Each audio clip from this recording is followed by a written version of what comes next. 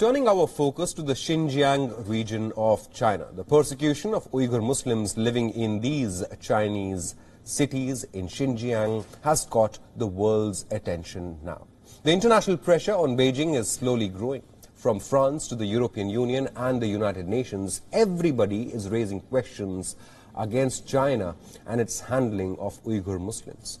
And along with questions, there are calls to relocate the 2022 Beijing Winter Olympic Games as well. Here's a report. A genocide is underway in China. On target are the Uyghur Muslims. For 4 long years, WION has carried countless reports on their condition, and now the world is finally speaking up. On Tuesday, Canada's House of Commons slapped China with the charge of genocide. Now France too has spoken up. The French foreign minister has slammed the institutionalized repression of China's Uyghurs. Speaking by video link at the UN Human Rights Council, Jean-Yves Le Drian said that evidence from Xinjiang points to unjustifiable practices towards Uyghurs. From the Xinjiang region of China, we have received witness accounts and corroborating documents that point to unjustifiable practices against Uyghurs and a system of large-scale surveillance and institutionalized repression. Joining France in slamming China's persecution is the European Union. Excellency, you now have the floor. We reject the legal pressure. Josep Borrell, the foreign policy chief of the EU, has called on China to allow meaningful access to Xinjiang. Once again, we urge China to allow meaningful access to Xinjiang for independent observers, including High Commissioner Bachelet. This is key to enable an independent, impartial and transparent assessment of the grave concerns that the international community has.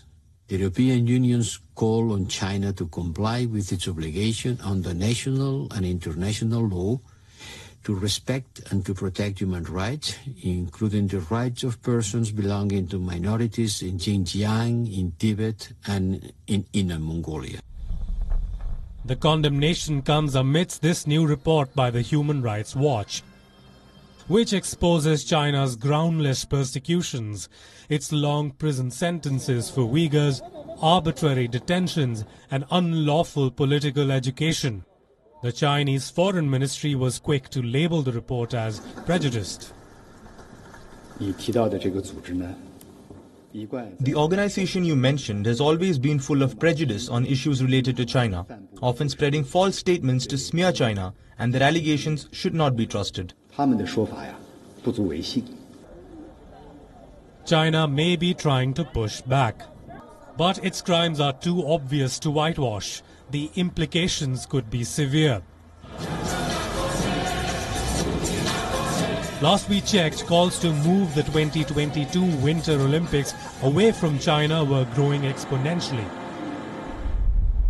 A number of Canadian opposition leaders want China to be stripped of the rights to hold the Games.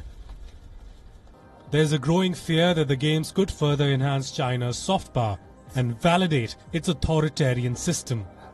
Beijing cannot afford to let go of the Games. It has a whopping $3.9 billion budget set for the Olympics, split venues across several cities and plans to secure at least $800 million as marketing revenue, with around 80% of it coming from sponsorship and ticket sales.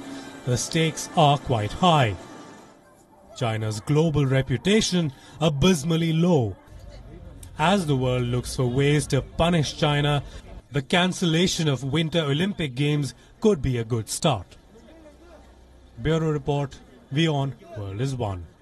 WION is now available in your country. Download the app now and get all the news on the move.